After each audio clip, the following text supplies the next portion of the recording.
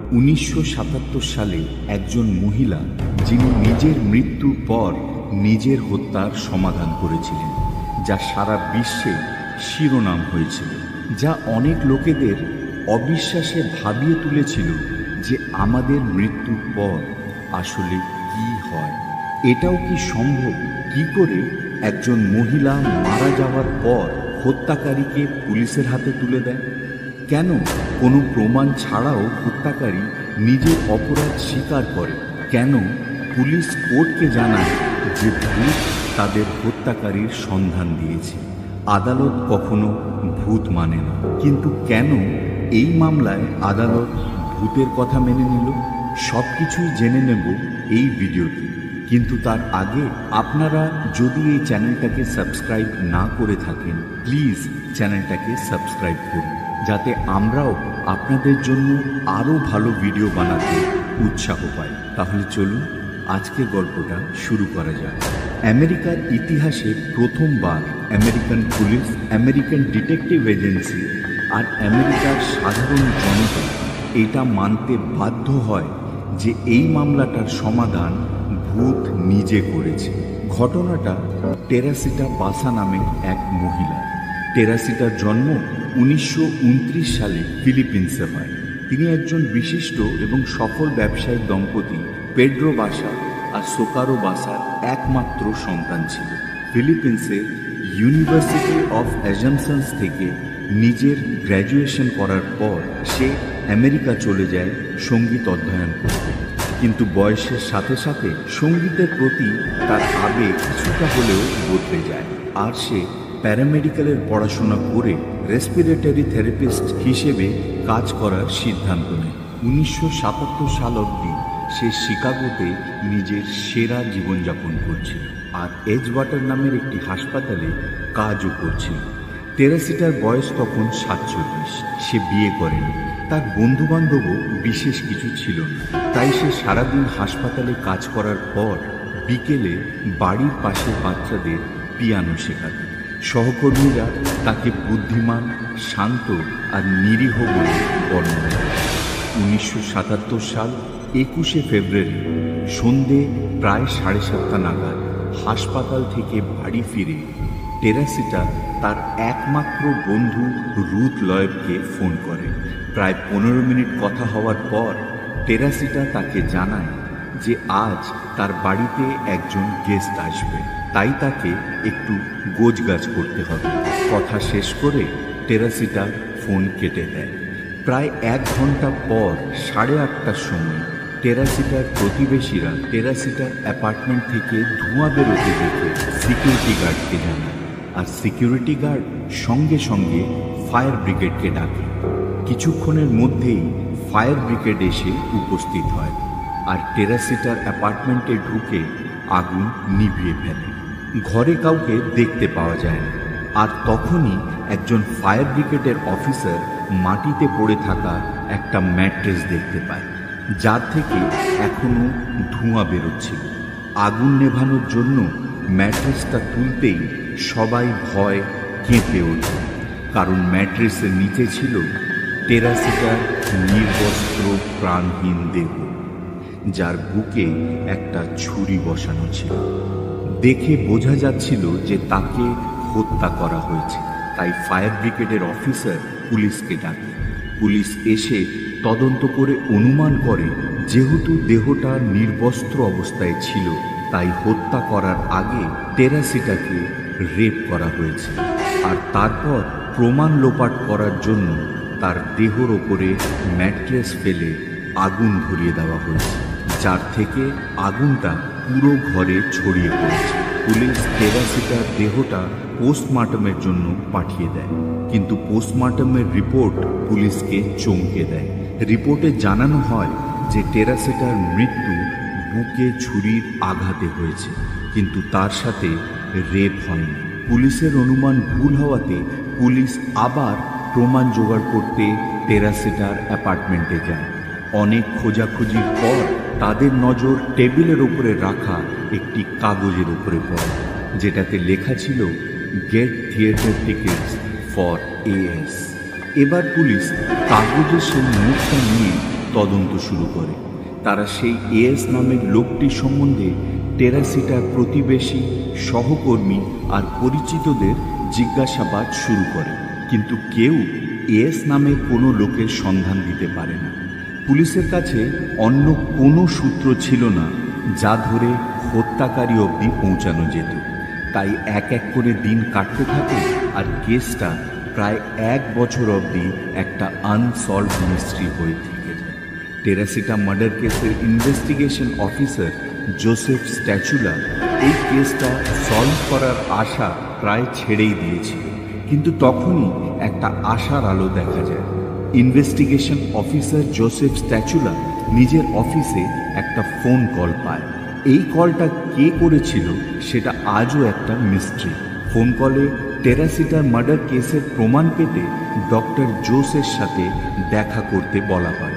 Doctor জোস টেরাসিটার মতোই ফিলিপিন্সের citizen ছিলেন। উনি ওই হাসপাতালেই ডাক্তার হিসেবে কর্মরত ছিলেন যেখানে টেরাসিটা মৃত্যুর দিন অবধি কাজ করেছিল। ইনভেস্টিগেশন অফিসার ডক্টর জোসের সাথে দেখা করে। টেরাসিটার ব্যাপারে জিজ্ঞাসা করতেই এমন এক গল্প সামনে আসে যা শুনে ইনভেস্টিগেশন অফিসার নিজের হাসি থামাতে পারেন না। ডক্টর জোস বলেন যে ওনার স্ত্রী রেমি কিছুদিন ধরেই অস্বাভাবিক আচরণ করছে। সে টেরাসিটার মার্ডারের স্বপ্ন দেখছে। প্রায় সে মাঝরাতে উঠে আমার সাথে কথা বলছে, কিন্তু সবচেয়ে অস্বাভাবিক হচ্ছে যে তার কথা বলার সময় গলার স্বরটা রেমির নয়, সেটা টেরাসিটা। ডক্টর জোস ইনভেস্টিগেশন অফিসারকে জানায় তার স্ত্রীর এই ধরনের আচরণে সে ভয় কাঠ হয়ে যেত, কিন্তু টেরাসিটা সব সময় তাকে ভয় না পাওয়ার অনুরোধ করতে থাকে। সে বলে, আমি তোমাদের কোনো ক্ষতি করব না, আমাকে একটু সাহায্য করো। আমার হত্যাকারী এখনো শাস্তি পায়নি, আমি টেরাসিটা বাসা। একটা ডাক্তারকে এইসব কথা বলতে শুনে এবার ইনভেস্টিগেশন অফিসার ঠিক করে সে ডাক্তারের স্ত্রী রেমির সাথেও কথা বলবে। কিন্তু রেমির সাথে কথা বলতেই ইনভেস্টিগেশন অফিসারের হাসি ভয়ে পরিণত হয়। রেমি জানায় সব কিছুই ঠিক চলছিল, কিন্তু একদিন সকালে ডক্টর জোসের সাথে হাসপাতালে দেখা করতে গিয়ে সে ভুল করে নার্স লাউঞ্জে ঘুমিয়ে পড়ে আর চোখ খুলে দেখে টেরাসিটা তার সামনে দাঁড়িয়ে আছে।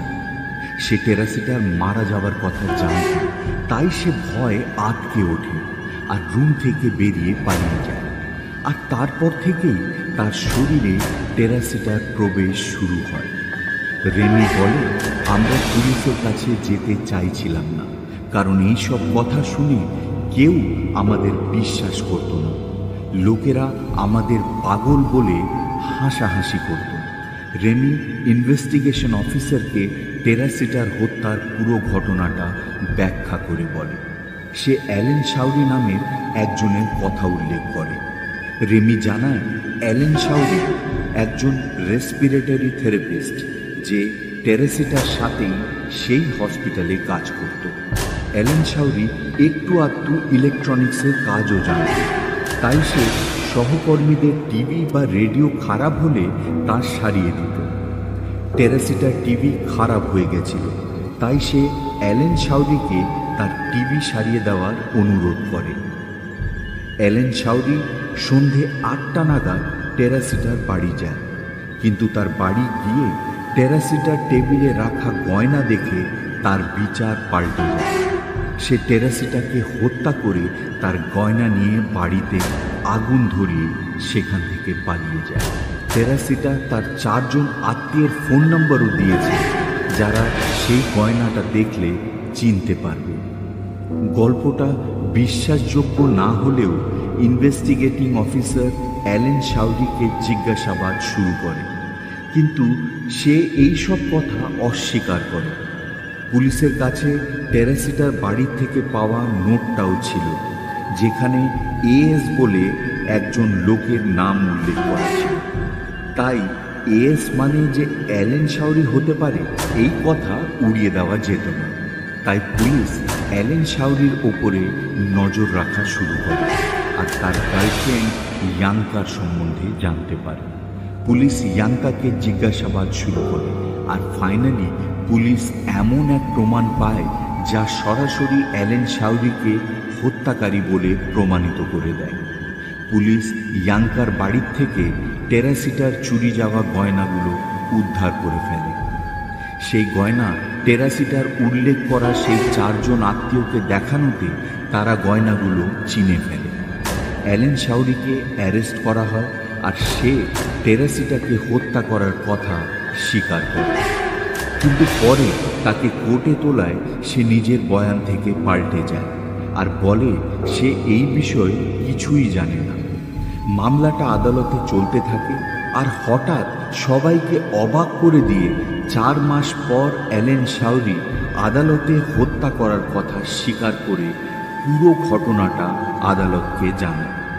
সে বলে তার অভাবের দিন চলছিল, তাই সে টেরাসিটার বাড়িতে চুরি করার উদ্দেশ্য নিয়ে গেছিল। কিন্তু আলমারি খুলে টাকা খোঁজাখুঁজি করার সময় টেরাসিটা তাকে ধরে ফেলে, আর কথা এত বেড়ে যায় যে বাধ্য হয়ে তাকে টেরাসিটা হত্যা করতে হয়। হত্যার পরে সে আলমারি খুলে টাকা খোঁজে, কিন্তু আলমারিতে সে মাত্র $30 খুঁজে পায়। কোনো উপায় না পেয়ে সে গয়নাগুলো নিয়ে টেরাসিটাকে নির্বস্ত্র করে যাতে পুলিশকে বিভ্রান্ত করা যায়। তারপর সে বাড়িতে আগুন লাগিয়ে সেখান থেকে বেরিয়ে যায়। অ্যালেন শাওরি এটাও জানায় যে 4 মাস জেলে থাকার সময় টেরাসিটার আত্মা তাকে অপরাধ স্বীকার করতে বাধ্য করেছে। সে আদালতকে জানায় সে অভাবে পড়ে চুরি করতে গিয়ে অজান্তে হত্যা করে ফেলেছে, কিন্তু সে টেরাসিটার সাথে কোনো দুরাচার করেনি। তাকে নির্বস্ত্র করে সে শুধু নিজের অপরাধটাকে ঢাকা দেওয়ার চেষ্টা করেছিল। আদালত পুরো ব্যাপারটা শুনে অ্যালেন শাওরিকে মাত্র 14 বছরের জেলের শাস্তি দেয়, কিন্তু ভালো আচরণের জন্য মাত্র 5 বছর পর সে জেল থেকে বেরোয় পেয়ে যায়। আর জেল থেকে বেরিয়ে সে নিউ ইয়র্কে গিয়ে নিজের নতুন জীবন শুরু করে। অনেকেই মনে করে অ্যালেন শাওরির 5 বছরে জেল থেকে বেরিয়ে যাওয়াটা টেরাসিটার আত্মার সাথে অন্যায়, যে প্রকৃতির বিরুদ্ধে তার হত্যাকারীর শাস্তির জন্যে লড়াই করে গেছিল। আপনাদের কি মনে হয়, মৃত্যুর পরেও কি সত্যি কোনো জীবন আছে? আর যদি তাই হয়, তাহলে কেন আমাদের মারা যাওয়া আত্মীয় স্বজন, বন্ধু বান্ধবরা কোনো সাড়া দেয় না যখন তারা জানে যে আমরা তাদের কত মিস করছি? বন্ধুরা, আমাদের এই চেষ্টা যদি আপনাদের একটুও ভালো লেগে থাকে, প্লিজ চ্যানেলটাকে সাবস্ক্রাইব করবেন, যাতে আমাদের সব ভিডিও সরাসরি আপনাদের কাছে পৌঁছে যেতে পারে।